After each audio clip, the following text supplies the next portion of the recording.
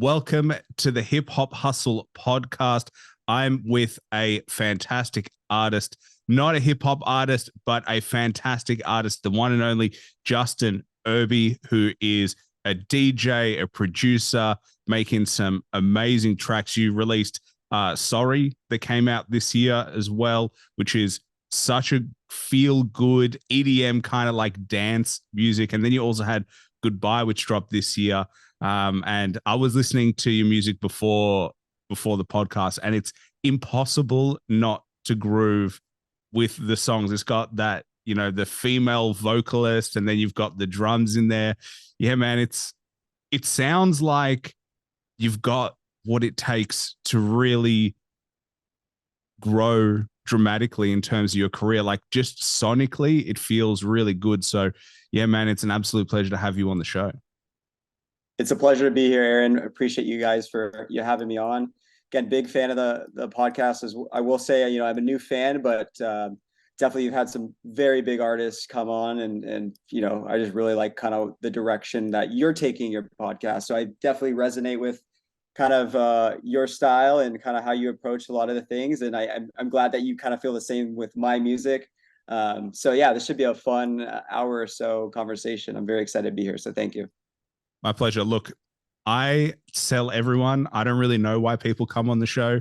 To be honest, it is a miracle and a blessing to me. So I think you and I are riding that wave at the same time, going, hey, I don't really know how this is happening, but I'm not complaining and I'm loving it. But I feel like that's similar to anyone in their music career of like, I have this crazy idea of like, I want to express my creativity and I'm going to go and start and figure it out. And then all of a sudden you're on stages, you're performing in front of crowds, you're doing interviews, you've got Spotify, and like now it's almost like, wait, hold on. How did that all happen? Yeah, I almost have to sometimes like take a step back, because sometimes I can get very, very focused on like what's next, right? And then what's the next milestone that I want to achieve. And sometimes I have to kind of like look back as of lately in the past couple of years, right? When I started kind of taking the leap of faith, right? Saying, you know, I have all this music that I'm sitting on, and the world needs to hear it, right? It doesn't do any good of it just sitting on your hard drive, like, right?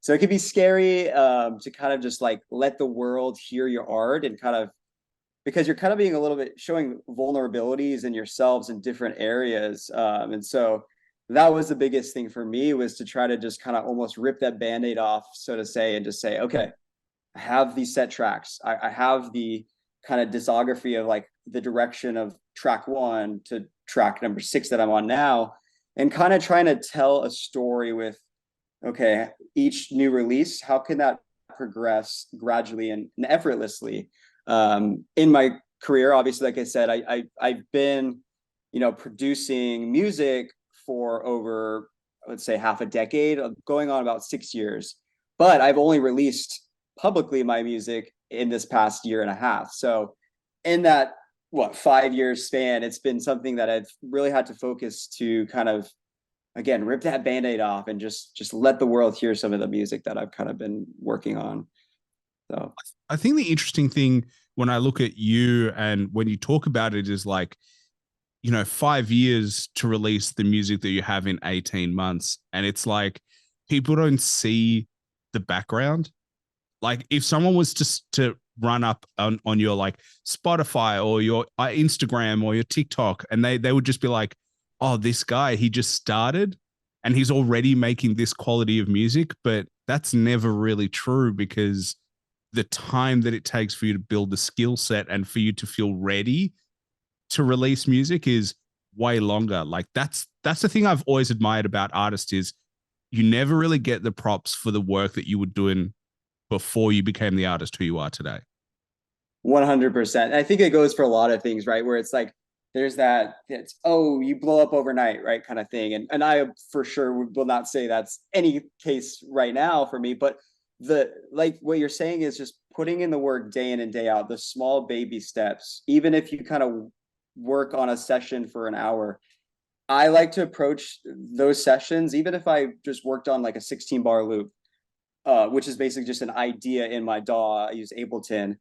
I'm telling myself that even if this doesn't come to fruition, this idea, it's still a step in the right direction of just setting these good habits and these good foundations as an artist of being consistent, because I try to treat this as a job in and of itself, obviously. And, you know, you got to show up every day. And even if you don't want to be in the studio and you're not feeling the creativity, you have to, for me, it's been something that I really have to like tell myself that you have to push yourself. You have to be there for, and this could be a hot take sometimes. I try to like set myself, okay, X amount of hours every day, at least finishing up something, working on something new, reaching out to potential artists that I like to collaborate with. But, you know, obviously kind of going back to what you're saying, it does take a lot of time, you know, from that day one when I started, you know, picking up Ableton and playing the keys to releasing my first track. There is a lot of kind of like fundamental and foundational things that I kind of had to push myself in order to kind of, you know, do in order for me to be okay with saying, okay, this is quality work that I feel proud about, and this is something that I feel like I can, you know, let go and release to the world.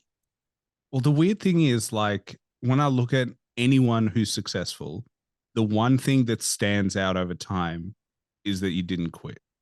Right. Like, because no one starts good. Yes, people have talent. Yes, they have like an ear, or they have this innate ability to pick things up. They're lucky in the sense they just find what they click with really early in life.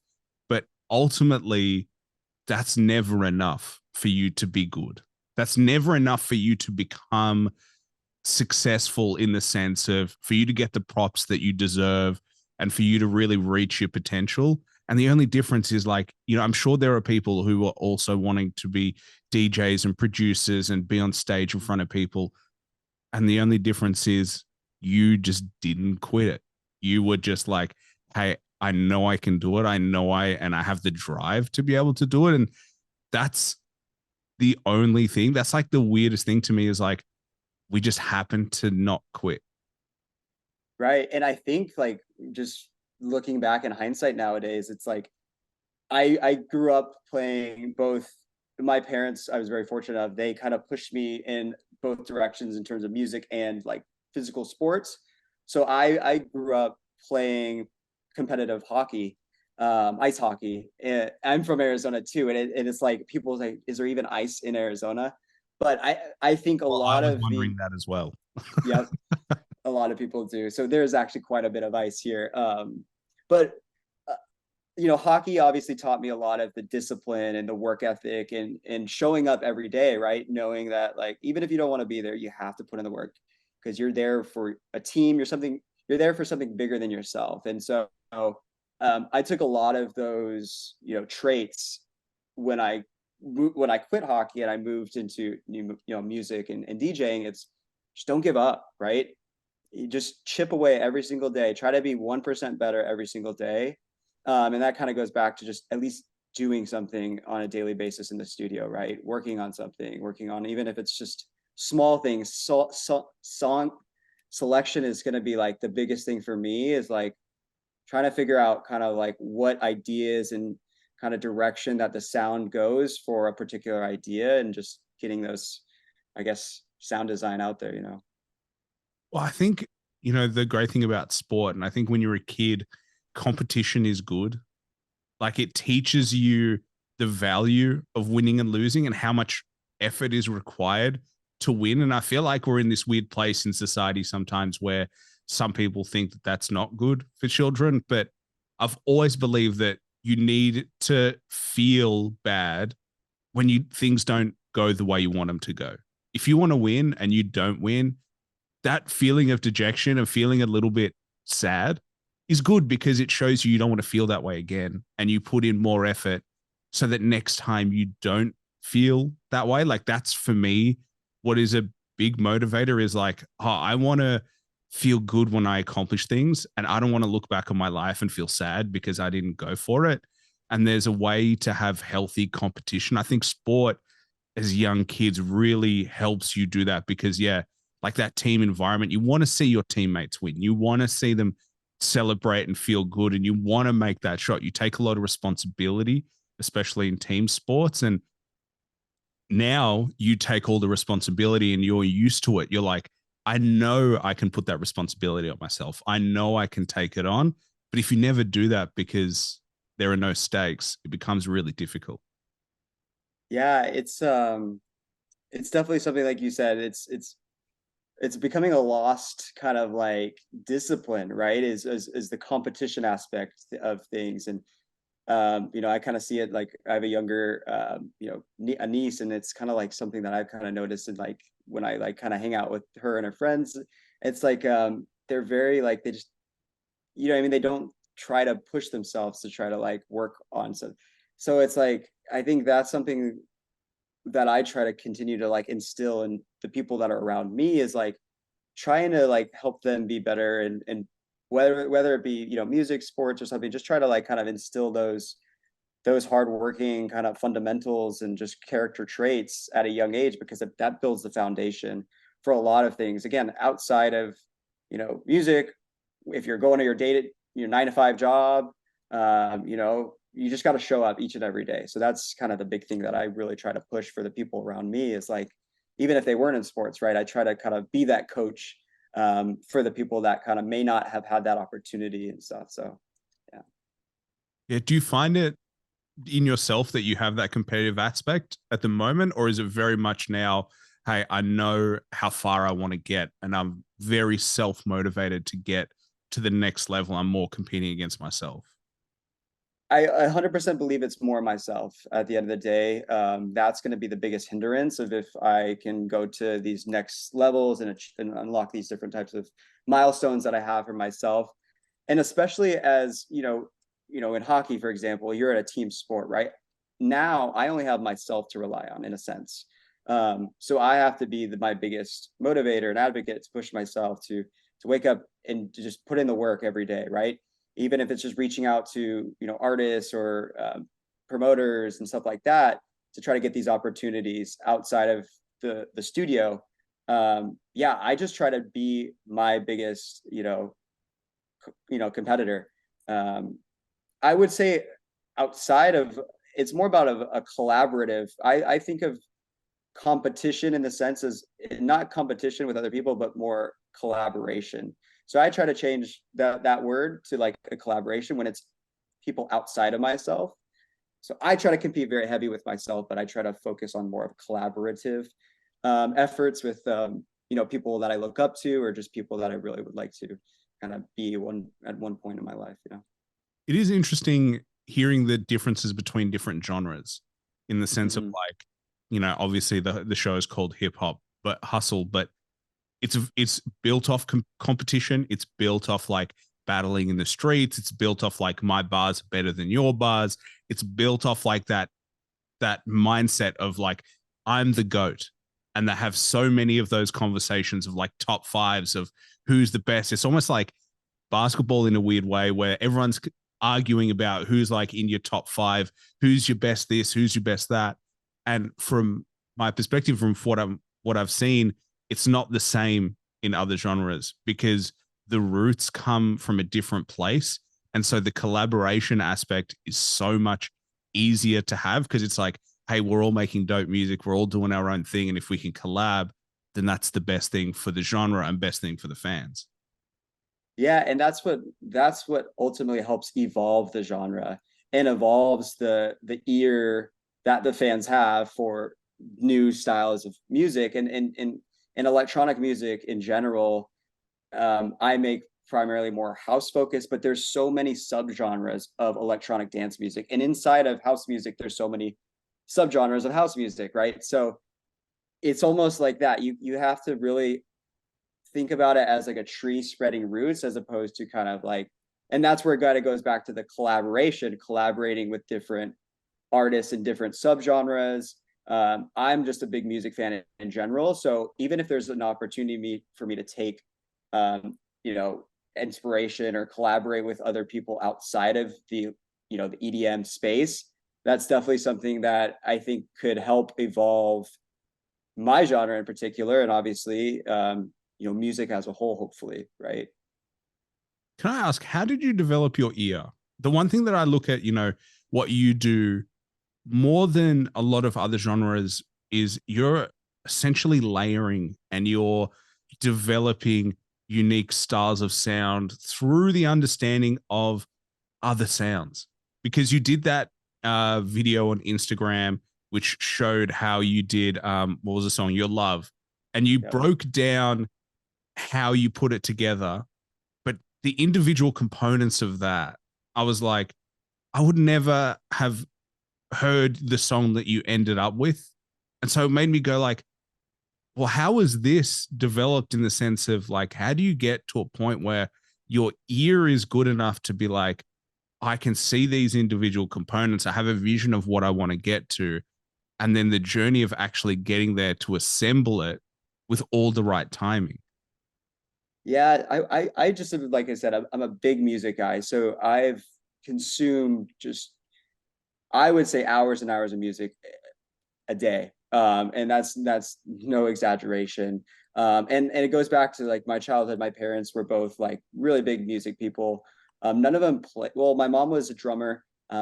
My dad wasn't, but I just got a big plethora of different styles of genres and eras and stuff. And I think that's in hindsight and subconsciously has helped me kind of develop that sound that I've been going for, which is more of just like a feel good, just it's an energy thing for me. It's like if it makes me feel good, that's kind of when I know it's good and that it's ready. My mom was really big on like R&B and like pop, so that's kind of where I get more of those female poppy vocal styles. And I love just piano chords in general, so that's kind of where the chords progressions that you heard in Your Love, that's kind of where that stem from, is just kind of just the feelings that you get from a cohesive kind of energy with the vocals, the drums, the chord progressions, the organs that I kind of have in there, the bass line. So yeah, I mean it's definitely something where I try to approach a new project with a blank slate. Like I will think of an idea, but I won't really come to the studio and say like I won't be fixated on kind of what I was envisioning throughout the week. I'll just kind of open up my DAW and just kind of just start with that 16 bar loop, and just kind of work from there. I usually start with the vocal, to be honest, and then build around a vocal. Then I'll usually go into the pianos or just different chords through like a synth or a bass line, and then I'll work on the drums. So it's kind of like everybody I kind of work with works differently. A lot of people in the dance community do drums first, but I've never been that big of like good at drums. I've been more of kind of the opposite, right? Knowing kind of the right vocals to use and the right chord progressions. Well, as you were saying your order, I was thinking to myself, I would probably start with drums. Um, just because I think I notice heavy drums really early. Mm-hmm. But then again, I was thinking, well, that probably is why your music stands out, because you're not leading with drums, you're leading with vocals.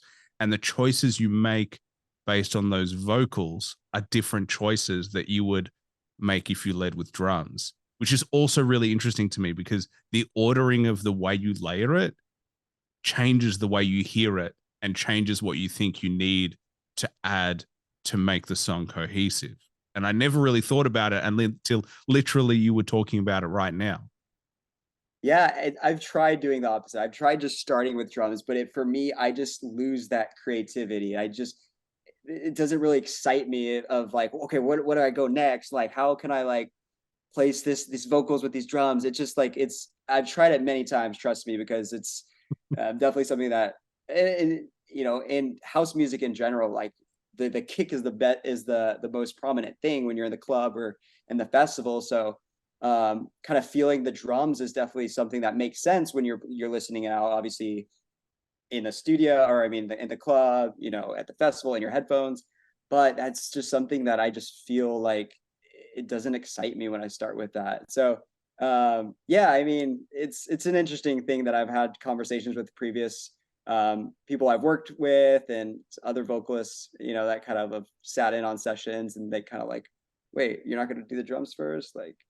So yeah, it's interesting, but it works, right? Yeah. Well, the proof is in the result at the end of the Yeah. day.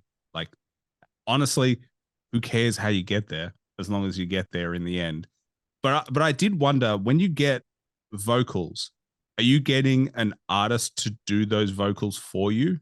Are you like going, hey, I want this type of vocal, or are there places where you can get, royalty free, or samples where you can pull them? Like, how does that work in terms of house and EDM?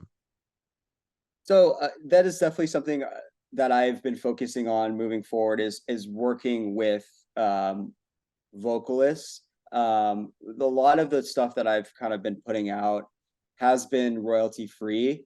And that's definitely a big hindrance that I've noticed at the stage right now, where it's like I'm trying to make connections with bigger labels and bigger vocalists, and obviously they want to see original vocals, and that's definitely one focus into the rest of 2023, is to really kind of move away from what I've just been comfortable with. Is just like, it's so easy to go on Splice and just type in, R&B as a genre, and just kind of listen through some of the packs that they have.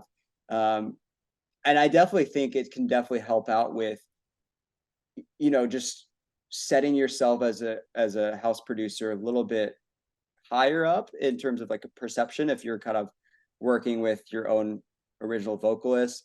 So yeah, it's definitely something on the horizon of trying to kind of break that old habit of just opening it up and just finding something real quick.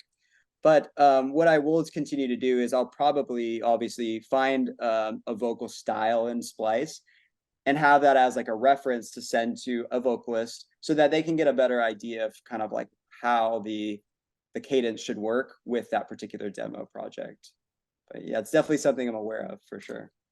It is strange though that you're trying to, when you're on the come up, you're figuring it out. You're obviously, no one has thousands to spend to go to artists, and also the time to be like, hey, I want a kind of a short sample because I'm just going to loop it and chop it in different ways.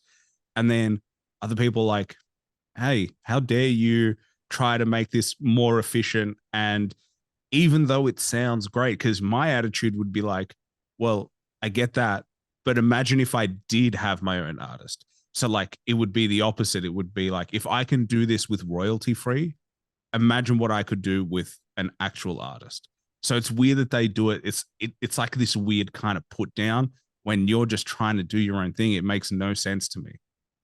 Yeah, I love that perspective, and kind of that's the way that I've kind of been telling myself, right? It's like, if I've been able to kind of, in a sense, put myself in a box and still be able to express the creativity that I've been trying to kind of get out with some of these projects, I think that setting a baseline and like a little bit on my resume at this point of kind of the style that I'm going for, when I do reach out to the vocalists that I've kind of established as the people that I would like to work with, um, they kind of have an understanding of the aesthetic that in the sound identity that I've been kind of releasing over the past year. It's a little bit easier for them to get on board with a project that I kind of maybe approach them with, if they kind of have some sort of previous references of like, okay, this is the style. It's easy. It's almost like a plug and play thing. Like, and that's kind of the way that I've been envisioning it. And so I've been trying to right now like create these relationships with the vocalists that I want to work with in an organic way of like, reaching out to them on, Instagram or Twitter, or just trying to make relationships with them first, because I know that when you're in a studio with a vocalist, you need kind of that camaraderie and that type of relationship already for you to be able to get a really solid idea out, right? If you just kind of like don't really know who they are and they don't have that understanding of who you are, then it can be a little bit of a hindrance when you're in those studio sessions, and sometimes you only have an hour with them, or because like you said, everybody needs to be compensated fairly for their time, right? So my goal is to try to just lay the foundation and play the long game, and just build the relationships up front right now with some of the people that I definitely want to work with for next year and stuff. How important is that relationship building in terms of your career in general? I think it's huge. I think not only just vocalists, but other producers, just DJs in general. I think just relationships are the biggest thing.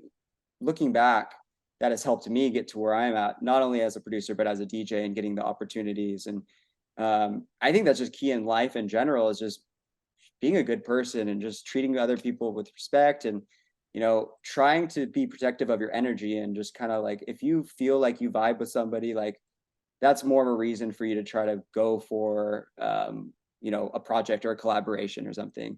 And just being aware, I've been trying to be a lot more aware of like the people that I kind of place my energy with, and trying to be strategic and also genuine about the relationships that I kind of want to build, right? So I think this is the other part of being an artist that people don't see, is how much other stuff you have to do. Like, I feel like everyone just gets this idea of, all I do is I make music in a studio all day and then I release it. The studio ticks it off because it's always fantastic. And then I go and I do tours around the world and I love my life and I drink amazing drinks. I eat amazing food. I have sex with all the hottest people in the world. And that is my life. And that is what I want to sign up for. But the reality of what you have to do is like, the grind of building those relationships, of being, as you said earlier, vulnerable enough to reach out to someone who you might really respect and be like, they could laugh in my face for just reading my message, but I'm just going to go send it. And it's like this weird kind of vulnerability, but it's, no one really talks about it. No one talks about how many messages you have to send to people, how many emails you have to craft, and that there is a level of professionalism and kindness and genuine connection that you need just to be successful in releasing your music. It's just a whole different part of it. yeah, and it's a little difficult, not gonna lie, being based right now in Arizona, and a lot of the people that I kind of have been trying to build these relationships, obviously social media and the internet, and where the time that we live in right now is the best time ever for building relationships with people. Obviously we're talking across the world. But there is something deeper when you're face to face and you're actually kind of engaging with them in person. And it's something that I've been trying to find a way to still build meaningful relationships and connections and engage with them, through a phone or through a computer screen or something like that.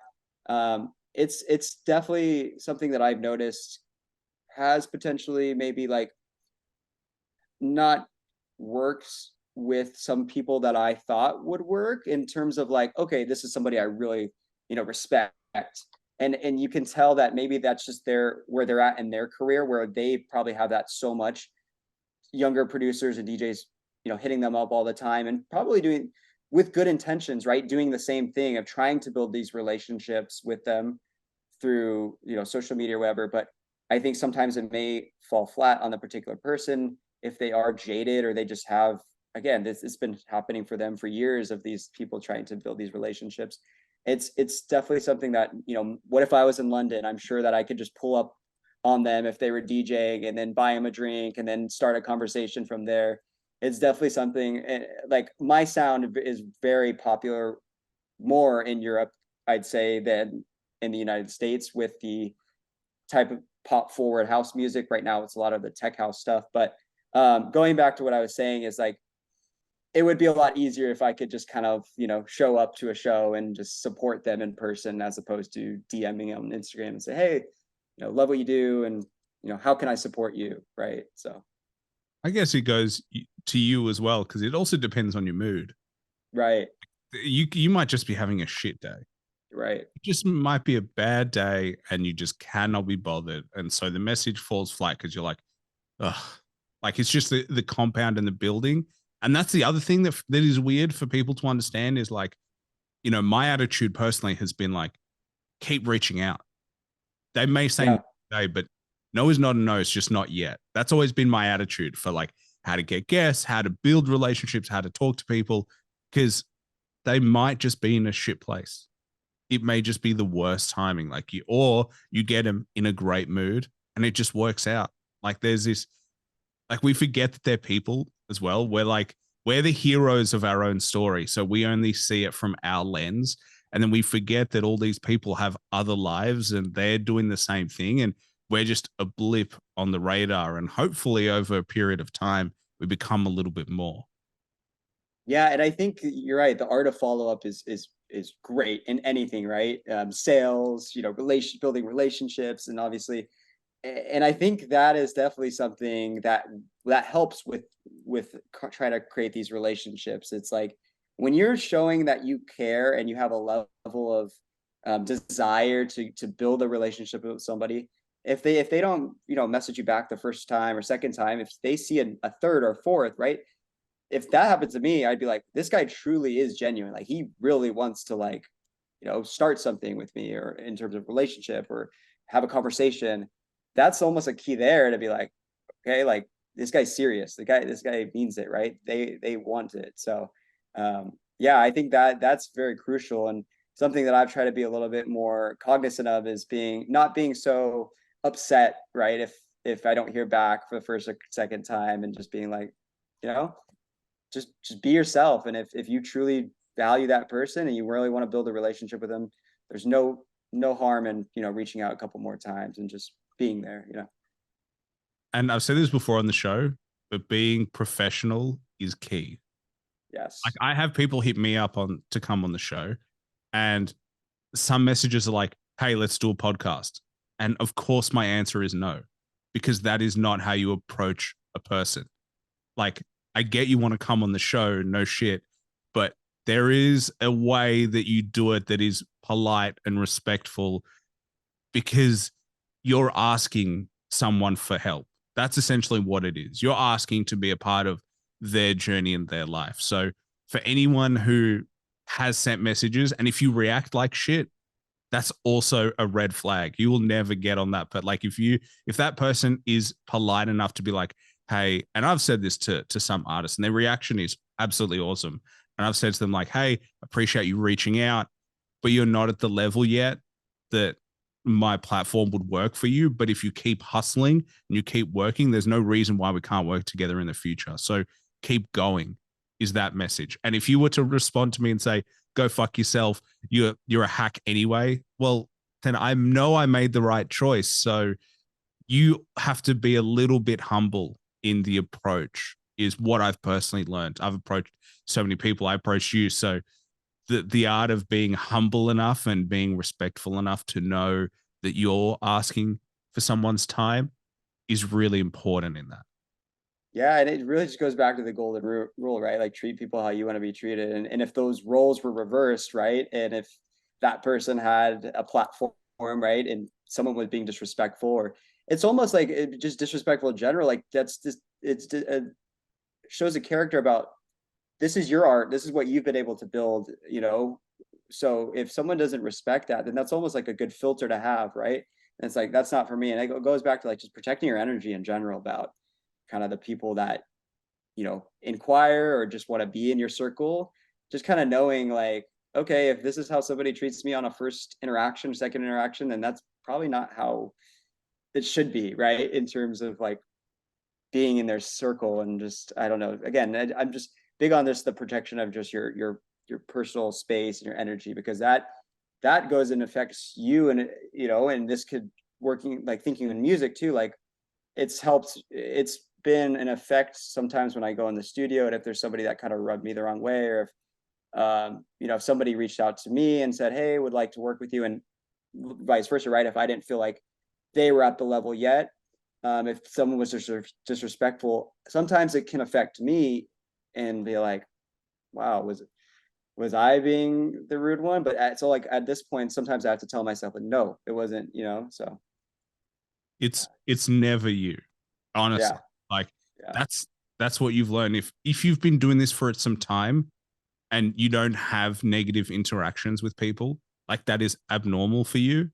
And then you have a negative interaction because of something that you usually would say to normal people and people respond in a normal way. That's not on you. That's on that other person. That's what I've learned is like, and I think it goes back to being self-critical and then being self-motivated of like, hey, I am I where I need to be with my communication in the same way of like, am I where I need to be in terms of my music? Like it's the same lens that, and it's probably a good thing you think that way because you're continually improving.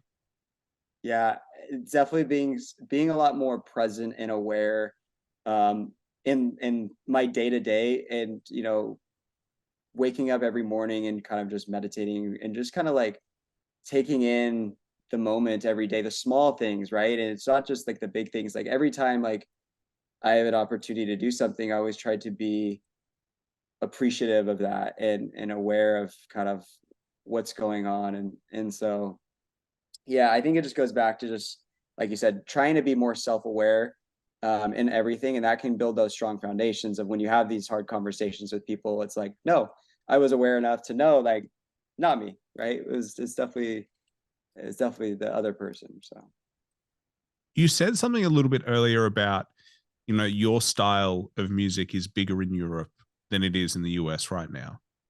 What does that mean for you personally in terms of the way you think about your creating music and the way you bring it out to market? yeah, so I try to just be genuine to myself, and try to make the music that I really like and resonate with at a deep level. So knowing that obviously the American market is a little bit different with the type of style of EDM and house music, I still think there's a tribe for you anywhere. So even if that may not be in America right now, I think there's opportunities for me to build these relationships with producers out there, labels out there, because there's always somebody that's going to like what you're doing. It may not be in my backyard, so to speak, but I try not to have my music change based off the where I live right now. Because when I go out to the clubs and support other DJ friends out here, it's a lot different, and sometimes it can be a little discouraging when you go to the club and none of it's the kind of the vibe that you make in terms of the genre and the style. But here right now it's summer, so I do have that kind of like pool summer vibe, feel good. So it's been fun to like when I do show up on some pool parties and some daytime club events. It is cool. That's kind of where you can get away with a lot more of the stuff. At least out here in Arizona, that when I have sets, I really try to curate those for the time.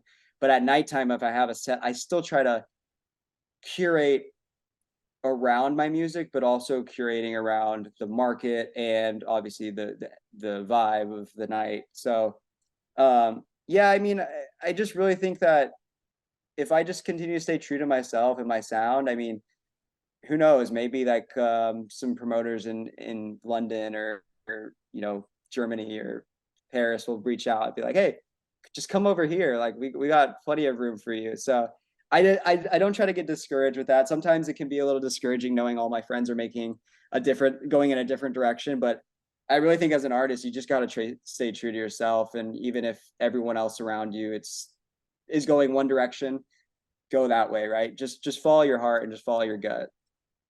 Well, isn't it better to be liked outside of your own neighborhood? Let's be honest. Yeah, it 100% is. Yeah. I don't like when my friends listen to this show. Like, I don't want to know that they listen to it. I had a friend reach out a while ago and she was like, hey, this really nice. I thought that podcast was great. And it was very complimentary and it came out of the blue, but I still didn't like it because it's like, it's not really made for you in the weirdest way. Like, it's not made for people who know me on a personal level. It's made at like on a bigger scale. So there's something that when you look at like where it's charting and you're like, holy shit, it's overseas. Oh my God, there are people in these countries that I never even thought about that are listening and hearing my voice and hearing my music. It's like, that to me is essentially what you're doing. Because if you were only big in Arizona, that would suck. Like, you would be like, oh, like, will I ever get out of this town? Like, it's just this opposite feeling. So I think it's really cool for you to be able to recognize that, hey, my sound may not be as big here, but it's big overseas. And the potential in that for you of like, hey, I could have to travel to Europe or I could do shows in Europe is a really exciting thing. Yeah, and going back to kind of like the friend thing, like I've had all my friends kind of like, even I know that they don't really kind of like resonate with it. I was like, oh, this is so awesome. And I was like, you don't have to hype me up. Yeah, you know what I mean? Like if it's not your thing, it's not your thing, right? And so, like I said, there's always somebody, right, that will like what you're doing. You just gotta find that. And so what I resonated with is like, yeah, like Europe, they just they have a very like Europe over there is like it's very like with hip hop in America, like what I've noticed is like the mainstream thing is like dance music and EDM and more of kind of like the brighter style sound. And I think there's just a bigger market over there right now. And maybe it'll take a couple of years for 5, 10 years maybe for it to catch on. I've always noticed that, right? Europe seems to be like the forefront, and I'm just speaking in like EDM dance music, right? Of they kind of be on the forefront, and then it kind of lags a little bit to America. So who knows? Maybe in 5 years or so, it might be the biggest thing, or in terms of the style that I'm making.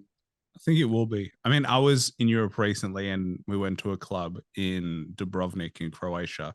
And yeah, that's definitely the vibe of like house. And but it is feel good.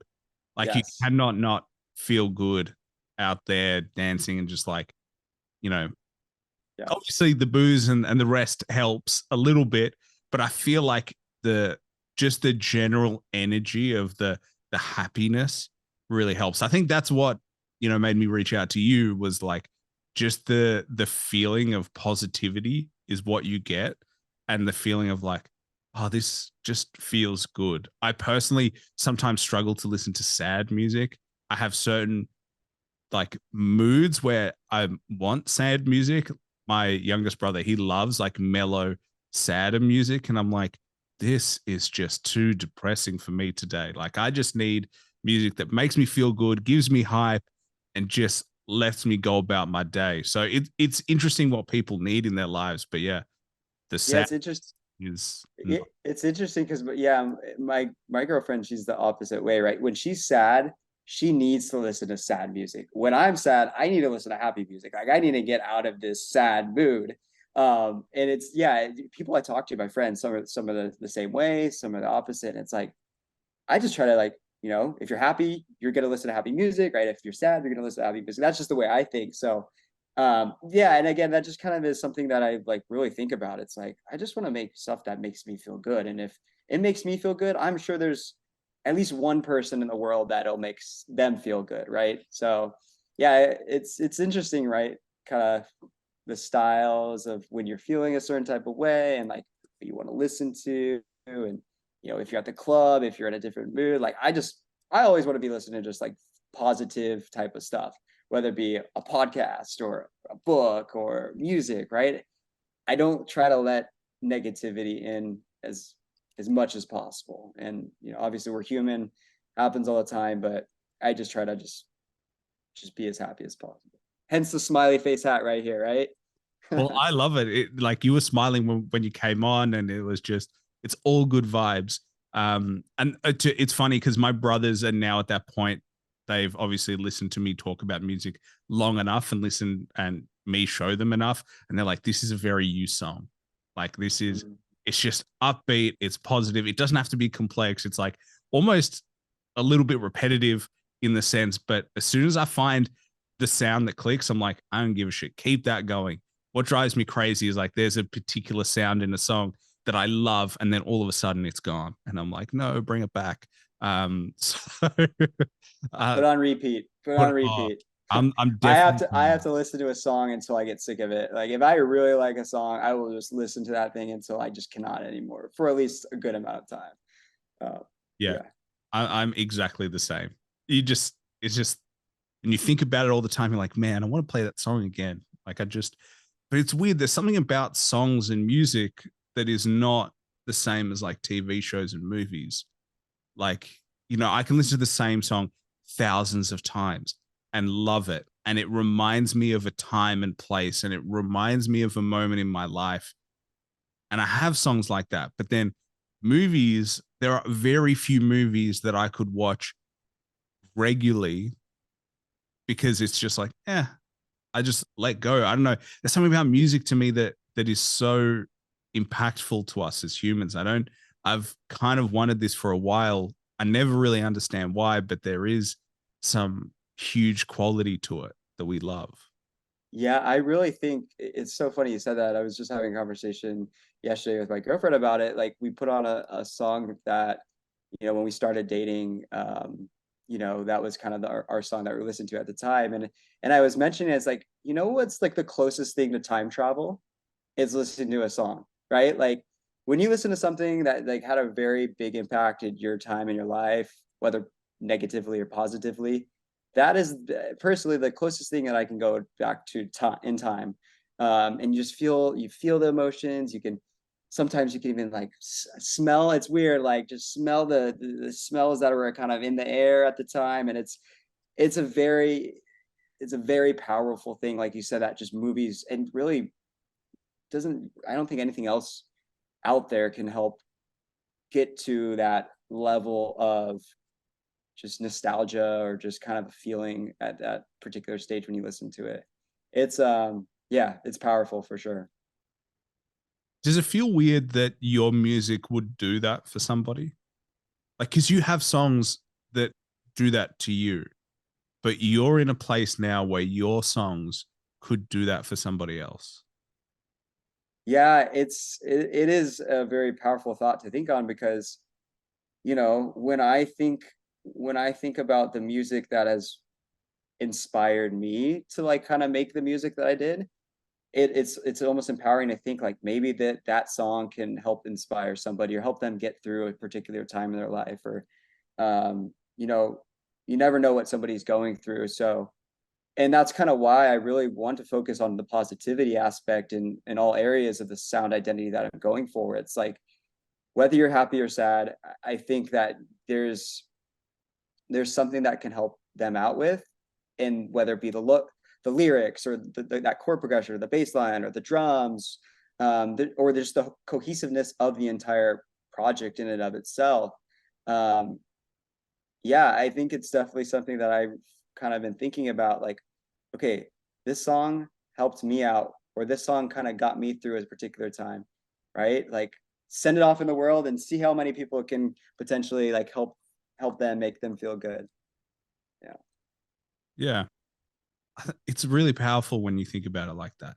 It's Yeah. almost overwhelming in a way. So you never do.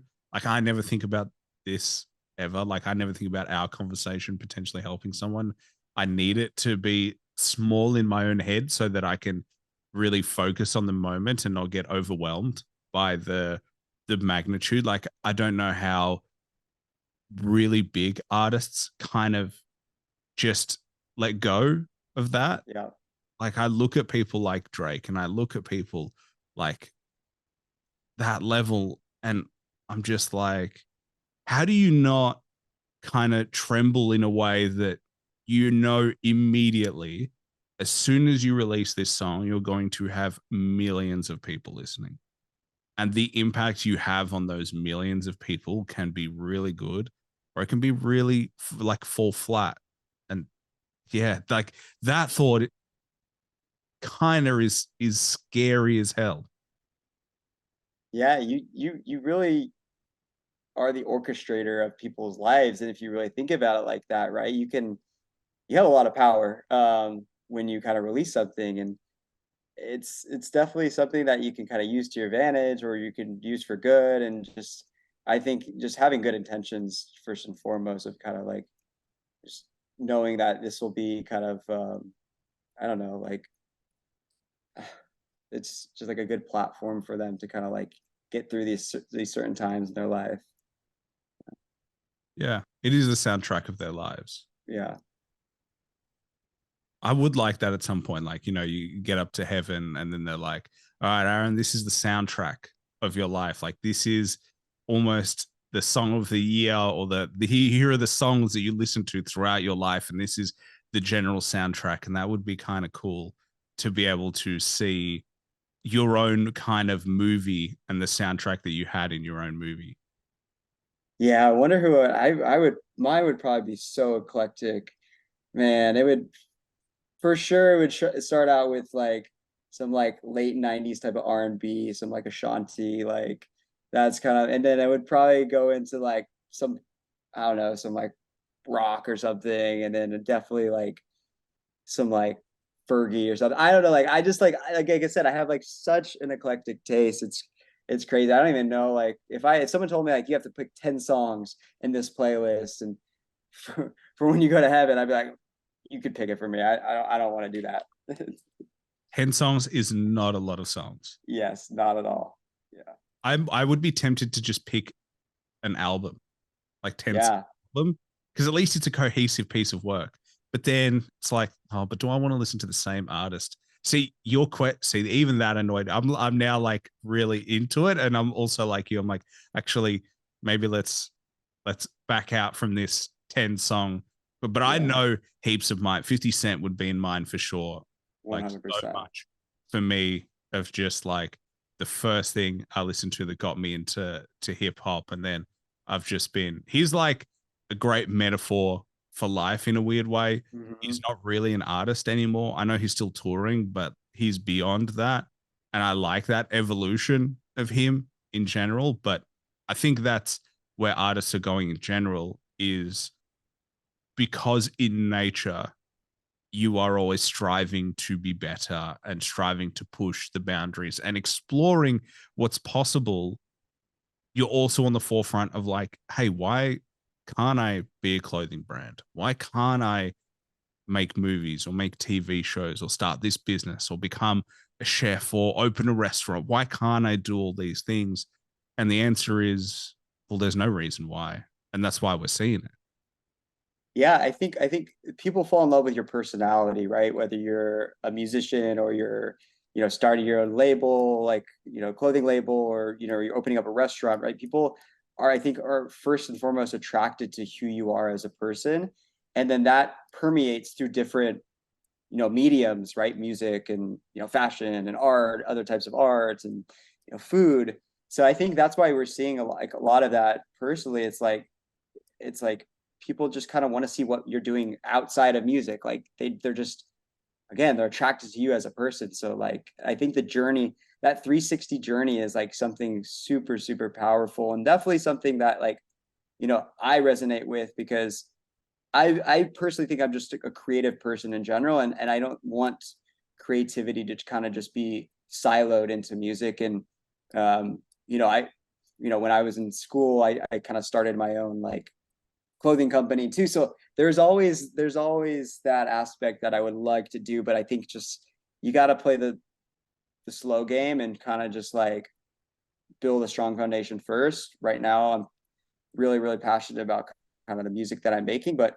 maybe that could turn into, I don't know, another clothing label or something, or I don't a music label. Um, yeah, I've always been fascinated with the people that have kind of branched outside of their immediate art into to other directions, because I think you can see different sides of creativity through that one person that you may not have seen through one discipline of art. What was your label called? Your So clothing? it was called Art in Ugly. So art, comma, in ugly. Um, and did that for a couple years. This is kind of like high school going into college for a little bit. I thought that's kind of like where I wanted to go, like learning a little bit of graphic design and stuff like that. But I was like curating my own like music playlist, and I was like making my own tracks for like the lookbooks and stuff. And I was like, wait, no, I'm a little bit more passionate about this type of stuff. So let me do the music thing, and then maybe we can circle back around with the brand. Isn't that funny though? That like through a different passion project, through a different idea, you found what you actually want to be doing. Yes. Yeah, and who knows, right? Like maybe I've always been kind of just a person that follows in the time that I'm in right now, being present. Like if there's something that I feel drawn to going in towards, I will go for that. because I try to follow my heart as much as possible. And who knows? I mean, I'm not saying I'm not going anywhere, or I'm going anywhere with outside of music, but it's definitely something I'm always open towards. If like there's something that calls me to do, who knows? But do you know what it does say? It says like you have to try stuff to find other stuff that you're interested in and good at. Because if you never went for it, you never tried the clothing brand, there is a possibility that you would never be making music. Right. And so the the way people find the things that they like is by just trying random stuff. They just go and they're like, oh, this seems interesting. I don't know if I like it. And maybe they're like, I like certain aspects of this, but I don't like the whole thing. So maybe try a different version. Maybe you are creative and maybe you don't like painting, but you like getting something out. And so you realize it's maybe pottery that you like. But you wouldn't realize that unless you tried to paint or you tried to draw, or maybe you try to write and you realize that it's not the writing, it's the speaking. I like performing or whatever it is. And so I think that is a huge message for a lot of people is like, you have to be accepting of starting from zero. Because if you don't, you will never find what you like. You will just, the paralysis of fear of like being scared of that unknown will hold you back. Yeah, and I think it goes back to like just being aware, self-aware, and trying to like analyze yourself and like, is this something that I'm feeling drawn to doing? And if so, like I encourage everybody to just go for it, right? Just run into the darkness. And eh, I always felt that when I go for something, even if I have no clue of what I'm doing, it all just somehow magically works out when you really think about it and you look back in like a couple of years, you're like, wow, when I first went for this, when I first started DJing, when I first started making music, I didn't really have an idea or direction. I just had this passion. I didn't have any connections. I didn't have any relationships. It's almost like it makes you feel more satisfied that you did it with just kind of going into it blind, and now look where you're at, right? I truly do feel like no matter what direction you want to do go in life or what you want to do in life, if you just go for it, it will all work out. It will 100% always work out. If you have good intentions and you follow what is in your heart, like 99% of the time it'll work out in hindsight. So you just got to go for it. Yeah, I think you're right. I think, when I was younger, I hated the idea of fate. Mm-hmm. Like, because I hated the idea of my life is predetermined. And I still kind of hate that idea. But the older I become, the more I'm realizing there is a path. And although I may not see it, and although it's still my job to walk the path, it's like the potential is there. So my view on it has changed in the sense of, hey, I have lots of potentials. I have lots of potential fates in a way. And I have to choose the one that I'm going to walk down. And that is, I think, what helps is like if you do those things, you take those steps and you believe in the process, the end result is almost guaranteed to be good. Luck helps, a little bit of luck goes a long way, but I think you also make your own luck in that sense. So, you make positive music, you think positively, positive things are likely to happen. You think negatively, you always look on the bad side, the glass half empty as opposed to half full, and guaranteed you're going to attract the negative energy in your life. Like it sounds super hippie, and most of my friends would be like, Aaron, what is wrong with you? Like this is but the more life I live, the more I realize you attract what you put out there. And so it is in your hands and in your destiny if you attract positivity. Yeah, every single day I wake up, I try to, number one, set an intention for the day, kind of meditate on what is kind of going good in my life and kind of like focus on kind of some of the things that I really need to address in my life, even if they're hard conversations. But I think, yeah, just being that light for yourself and being that light for others, opportunities will come, people will come into your life if you just live with good intentions and stay true to yourself.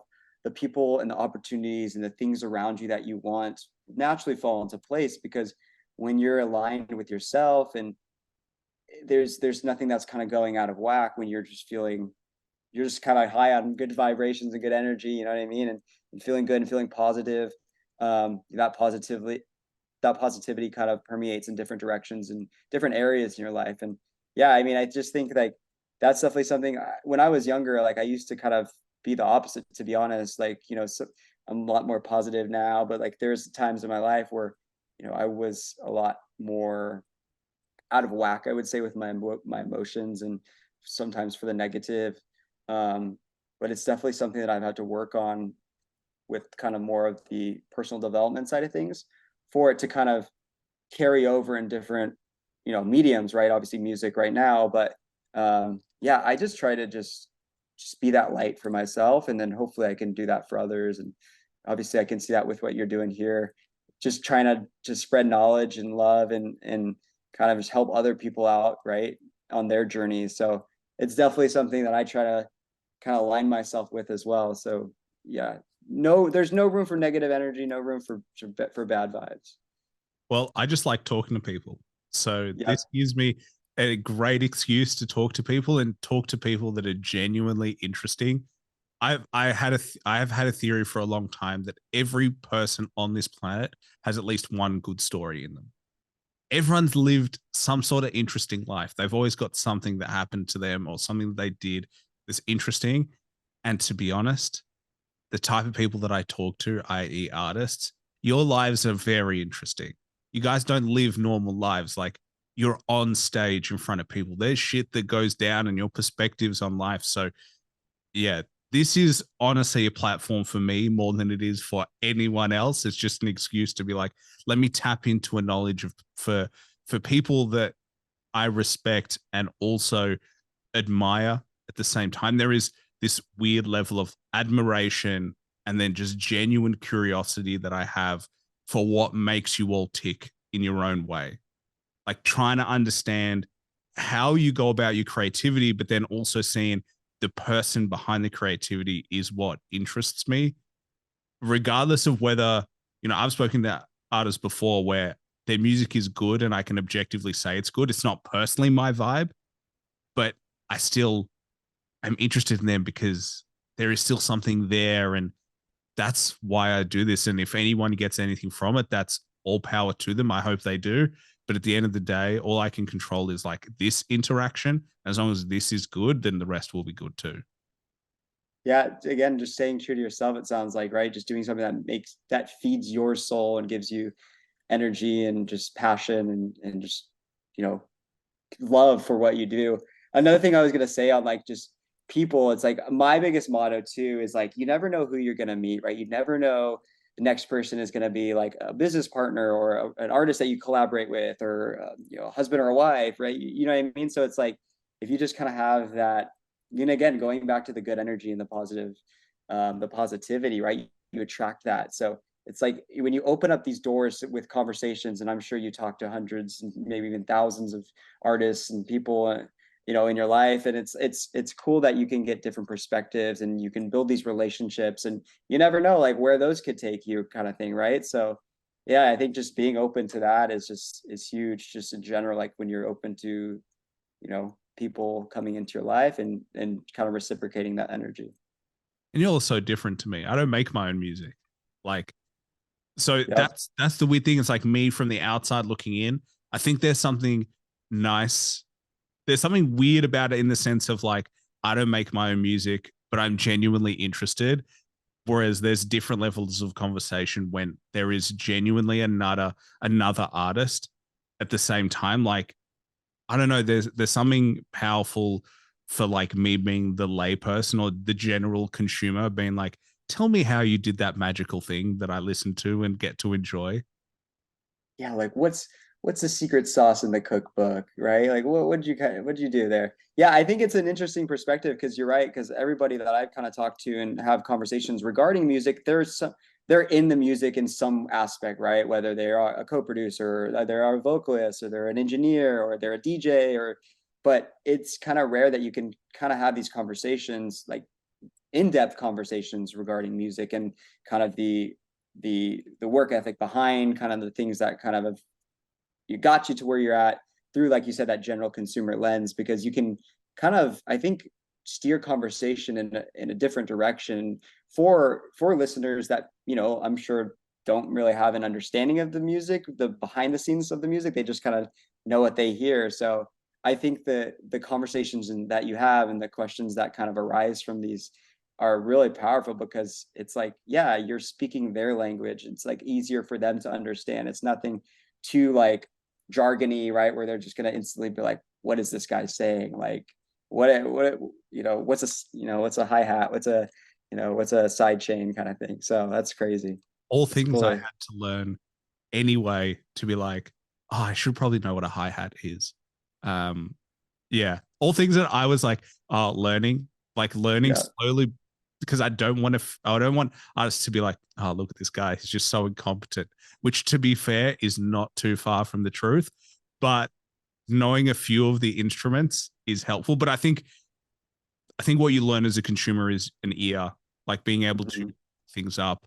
And yeah, I definitely think me asking you these questions as opposed to a different artist asking you these questions has a different lens, and hopefully also helps you think about it differently. I've definitely had a few conversations with people who are like, huh, I never thought about that in that way. It's just a different perspective. And I think because I'm far enough away, it can help to be like, yeah, you know what, that was cool. Oh yeah, that is a good idea. Or yeah, I didn't think about that way. And hopefully, other than obviously promoting the amazing stuff that you do, you get something from the conversation as well. And I think that's ultimately my goal for every artist, is to walk away and be like, that was a good conversation. And I'm glad I didn't waste an hour, 20 minutes on that. No, I have had a blast kind of talking with you and kind of hearing a little bit on kind of the lens behind the way that you see things, and again that consumer aspect of it. But like you said, just having a good ear. I know that that's definitely something that your listeners have, obviously you have. And it's like, for me, one thing that I kind of like took away from here is just knowing that, like you said, if it's not your cup, even if it's not your cup of tea in terms of like, but you can objectively, and people, I feel like people in general can objectively know like, oh, that's good music, right? Even if it's not what they listen to on a day-to-day basis. Like for me, like I listen to country, and like, even though that's not, my cup of tea, I'll never make country. I still sometimes will listen to country, right? Because I just know like that's good music, right? Sometimes like a good song, it's a good country song, or a good rock song, or a good, obviously, hip hop song, or a pop song, right? So it's like just knowing kind of like what sounds good, even if again I'll never make it, or I'll really never even consume it outside of Spotify or something like that. Just, I think, yeah, that's definitely something that for sure is a big talent that I think a lot of people, some people, can take away from, is like learning that skill. Well, I was listening to Dolly Parton the other day. Again, not music that that anyone Yeah. would ever listen to, but she has such a good voice and she makes such good songs. It's like I've been dumb in the sense that I've limited my palette. Like I on my own have been like, oh, I'm only into hip hop, and I've thought it's cool to say that, but I've been stopping myself from enjoying so much other music. And now I'm like, oh no, you're just a bit of an idiot, because if you close yourself off to other music, then you close yourself off to being open to listening to other music. And so the first reaction I used to have was like, is this not hip hop? I'm not interested. And I just shut off. My brain would be like, doesn't matter how good this is. And then years later, the same song comes up and I'm like, this is a banger. This is so good. And they're like, I showed you this 2 years ago. Yeah, I mean, it's interesting too. It's like, I think, like from the consumer side of things, you're right. If you're a consumer, you're consuming something that you like, right? And so if that's just hip hop, then that's pretty much kind of like what somebody will really like.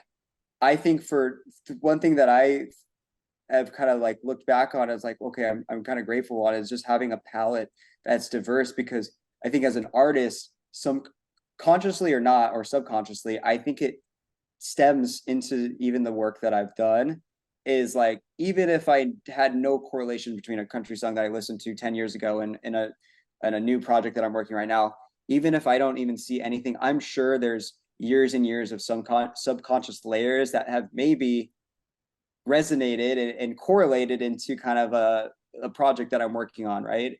So yeah, I think it's unique, kind of, at least for some people, for some artists, kind of being able to pick from different eras and genres to help kind of like direct um, their sound identity and kind of their direction.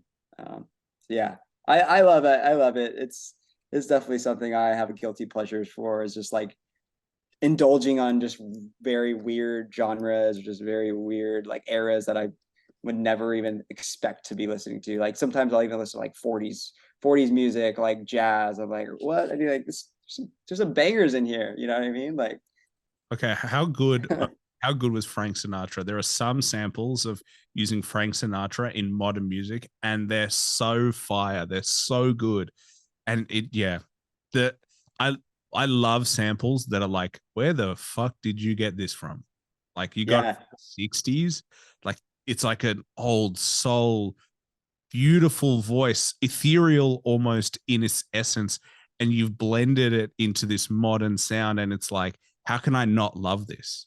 This is combining like the very raw roots of like singing and what we're capable of doing with our voice with what we're capable of doing with like modern tech and modern sound. And I think there's so much room in that. I think almost in a way we've lost the art of appreciating a powerful voice. That's why I liked your songs, because there is a powerful voice in them. There's something in there that's like beyond just music. I think having that human lens of like there's a bit of humanity here helps you click.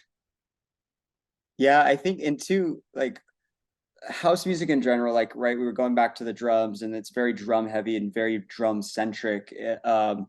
A lot of it has kind of been focused on that, and I think, like you said, it's kind of lost with, I think, some of the genres that are in house that, you know, and it's all personal taste, but it's just something that, you know, the vocals is something that I try to center around the track on, right, and kind of build around it.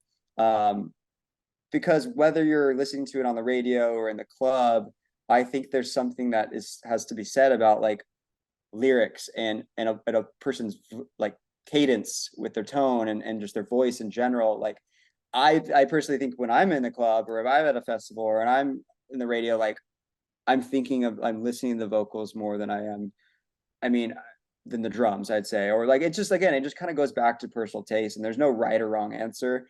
It's just kind of like, yeah, sounds cool, sounds great, you know, it's versatile, right? You can play it anywhere. And so why not? Well, why not choose this one? Right? Why not go for it? And kind of like sampling too. It's like I've been toying with the idea of like putting like vocal layers from previous samples, for it to kind of like subconsciously create kind of like familiarity in the track, which you may not be able to pick up on, or you may, but a couple of stuff that I've kind of been playing around with is kind of just sampling some old like 90s vocals, female like R&B vocals, and just kind of like texture, adding it as a, like a texture and atmosphere thing in the track, as opposed to kind of like the main vocal elements, just to kind of keep that familiarity. It's definitely something that brings back the nostalgia. At least when I've kind of heard other producers that have tried that technique, it's like, you subtly pick up on it. But Yeah, yeah. I think that's a great idea. And man, I'm excited to see what else you do. I think me, like most of your fans, would be like, when are we going to have more and more music?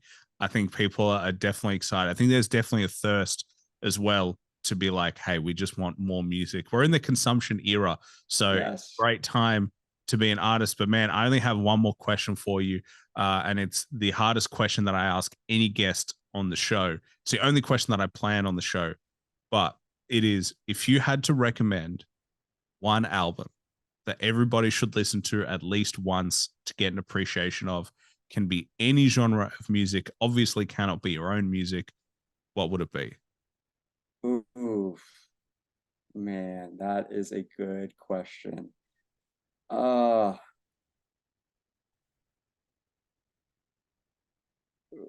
okay. This will be a, I don't know if you've ever gotten this before, but, and I've hinted at this in this conversation before, but chapter 2 by Ashanti is like my guilty pleasure of an album. It's definitely something that personally has a lot of meaning to me with my mom, and that's kind of like that's an album that I remember kind of listening with her in the car and waking up, going to school. It's definitely something that I know that I've pulled inspiration from when it comes to working on my style of music. So I don't know if you ever gotten that one, but that's what I'm going to be sticking with. I love new recommendations. The more new recommendations we get, the better. And what's even better is ones that surprise your fans. I hope that surprises your fans to be like, damn, Yep. I would never have seen that coming. But there you go, Ashanti. Hey, a good song is a good song. We've said this on the show before. It doesn't matter the genre. If it's good, it's good. Like there's undeniable quality about it. But man, absolute pleasure having you on the show. I really appreciate it. We obviously did this on pretty short notice as well. So I appreciate you making my life very easy in that sense.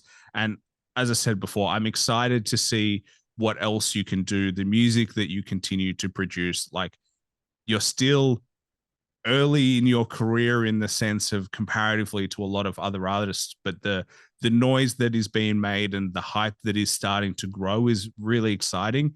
And it is awesome to see that that positive energy is continuing to grow, man. So yeah, I can't wait for you to drop more music. It seems like you're ticking off the right boxes. So props to you, and I really appreciate it. Thank you, Aaron. Really appreciate you for bringing me on. I know, like, is like you said, it was short notice, but I understood that like you have something very special here. You have some very special guests too, and you just have a very special energy, and just the way that you approach conversations has been amazing. And I wish you nothing but the best of luck. And if I'm ever out in Australia, let's go grab some lunch. And if you're ever out here in the States or LA or something, let's do the same because like I said, would love to just kind of foster the relationship here. Yeah, for sure. Well, my friends are talking about a US trip in October. So uh, Okay. one of my friends is a YouTuber. I won't shout his name out here because he might no, he probably doesn't give a shit, to be honest. His name's Darren Levy. He does Nice. the YouTube Uber rides. Anyway, so he's gonna go out there as well, and he's gonna do some like collabs. So I'm exploring what that would look like if I was to come out. So that is potentially on the cards. But yeah, for anyone else, obviously, make sure you follow him on all his channels, Instagram. I think you've got TikTok as well. You've got obviously Spotify, iTunes, you've got your website. But yeah, is there anything you wanted to plug as well? No, I would just say, yeah, like I'm on social media at Justin Irby, pretty much every single handle. And yeah, I got some new music here coming out the next couple months. Like into 2024, we're working on some big collaborations with some other artists that are out in Europe. So just keep your eye out for that. And again, Aaron, thank you so much for your time. It's been a pleasure, and it's been fun being on the show and having a conversation with you about many different topics. Hey man, that's the fun of the show.